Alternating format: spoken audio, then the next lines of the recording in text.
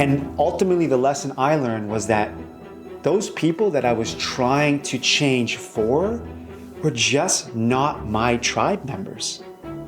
They were not cut from the same cloth. What's up? Good morning. So this one is a message that I would say is super, super important. And it applies to everybody. Okay. I know we talk a lot about mindset and we talk a lot about entrepreneurship and we talk about strategizing and all of these things that are super important, gang, to getting our mind right and executing properly. But this message and this story that I want to share with everybody is actually one that not only changed the way I think, it changed the way I execute stuff.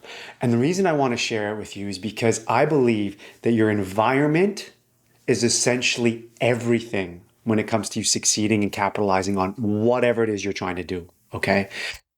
This story takes me back about 8 years ago. And at the time, it was early in my leadership time. It was early in my leadership journey, we'll say. And it was very early in my management journey in terms of managing people from a distance. So I'd had management experience prior to this particular time, this role that I had with the company that I was working with. But it was the first time that the people that I was managing were not in the same location as me. Okay, so it was still a brick and mortar. It was still a physical business that we were running. But I was the title that I had at the time allowed me to be responsible for many locations spread across an entire province. And separate to everything we're going to chat about right now, the skills required to manage people from a distance are much different than the skills required to manage people that you get to see, touch, be in the same room with. Things like charisma, things like energy carry a little less weight than you might think. My point of the story that I want to share with everybody is I really want you to put the hat on that Pete's about to explain to me how important it is to understand who you're getting your advice from, okay? My suggestion to you is going to be the same suggestion that was given to me, and it's simple. When you're wondering if you should receive advice from somebody, the question you want to ask yourself is the advice I'm receiving from this person the person that I would go and seek advice from? Or better yet, is the opinion of this person the type of person that I would seek advice from? And if the answer is yes, then you can take their opinion and chew on it a bit. You can digest it, process it. Maybe their opinion carries a lot of weight, right? The simple example is if you are trying to be a great dad, okay, and somebody who has no kids, is not an uncle, is not an aunt, they don't have any children around themselves, are giving you their opinion on how to be a great father, that's probably advice that you should look at and say, probably not going to listen, probably not going to take it, right? On the flip side, if you're trying to be a great father, a great husband, and the person that's talking to you has a very successful marriage, has kids that they've raised and brought up to be amazing, contributing members of society, then their opinion should carry more weight. I was always passionate about sales. I was always passionate about leadership, and I was really passionate about mindset. And a lot of that came from the books that I was introduced to and started reading from previous mentors of mine and coaches of mine. But some of it was innate to me, right? Growing up, I loved people. Growing up, I was on sports teams all the time. If I wasn't the captain, I was a leader without a title most of the times and most of the teams I was on. So I just gravitated towards that. I gravitated towards the mindset, the competitiveness, the grit, the do what you got to do while being empathetic, while being a teammate. And what I was experiencing at the time was it was a relatively new role for me, okay? And I was finding it challenging to connect with some of my direct reports. Now keep in mind, I had inherited this whole team. These weren't handpicked people from me. When I was given the role and moved into it, these were people that were already established in the seats that they were in. I was the new guy, right? I was the one infiltrating the team. And that's important to understand too, because when you inherit people, they may be a part of your tribe. They might not be a part of your tribe. In this instance, the advice that I got, I keep saying advice, the opinion that was projected on me was from another senior leader who, God bless them, genuinely meant well, in my opinion, even to this day, with the opinions they were giving me. I think they meant well. I think that the message that they were trying to give me was well intended. And What it was they suggested to me that I slow down or stop working out at 4 o'clock in the morning. They told me to slow down or stop training 5 or 7 days a week. They told me to kind of reduce my energy and reduce my output and reduce my lifestyle because it was so insane in their eyes and so intense in their eyes that they were observing the relationship with me and some of my people as disconnected. In other words, they thought that my managers that I was not connecting with, my direct reports that I was not connecting with, I was having a hard time connecting with because I was dehumanizing myself.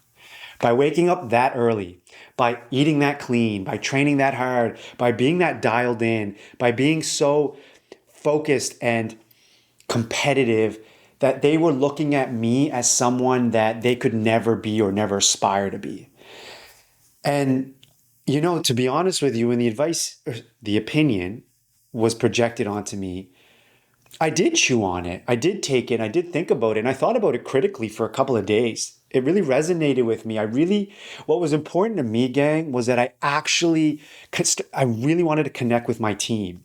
And where I was so young in my leadership journey, my confidence was not where it was prior to that in other roles that I had before that. When my confidence was a 10 out of 10, I was firing off on all cylinders.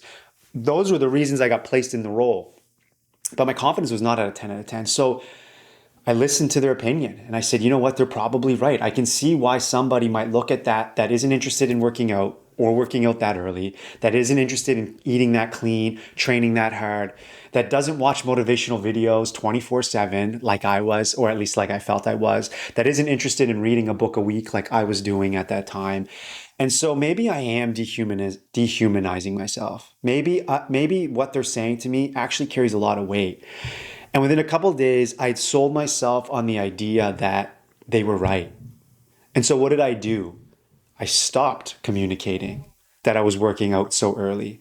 I actually oftentimes stopped working out at that time and tried to slip the workouts in at a more reasonable time of day, at a more appropriate time of day. The messages I was giving to my team were a little bit more dialed back. The posts I was making on social media were a little less passionate, we'll say. And what do you think ended up happening? I can tell you exactly what ended up happening. Did my relationships with my people improve? They didn't at all. Did the people who didn't connect with me prior to me making those changes or prior to me getting that opinion improve? They didn't improve. In fact, some of the players on my team that I did have strong connections with, that were inspired by how I was living, how I was operating, I started sensing a little bit less oomph, if you will, from them. Their efforts began to dial back a little bit. Their aspirations and inspirations seemed to have been impacted. And here's what I learned.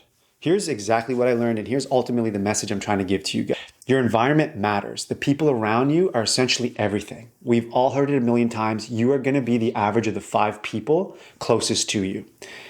But I also learned the following.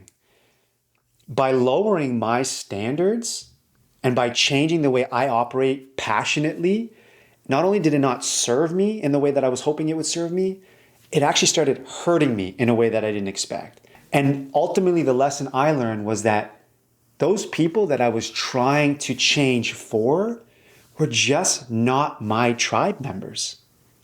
They were not cut from the same cloth. And ultimately, that's good. Listen, I want to be clear about this too. That doesn't make them bad people at all. They had big hearts. Some of them were really good. It just makes them different. And it also makes them not a part of my tribe. And so ultimately, what I'm sharing with you guys today right now, and the message I really want to resonate is that rather than changing who you are to accommodate some of the people around you, lean into the things that make you good, lean into the things you're passionate about, while dissecting the opinions of others in the sense that if you're open or prepared to take an opinion from somebody, ask yourself, is this person a person that I would seek advice from. And if it is not a person that you would seek advice from, that was a huge mistake. What a lesson I learned. I learned the following, that you need to be who you are. You need to lean into your strengths. You need to be open to opinions. This is not a video saying that don't take anybody's advice. It is a video explaining to you that the advice that you take from others needs to be from the person that you would seek advice from, that they're in a position that you would like to be in, that they're either their health is in check and you're trying to get fit. Their finances are in order and you're trying to get your finances to align like theirs. If family's life is important to you, what's their family life?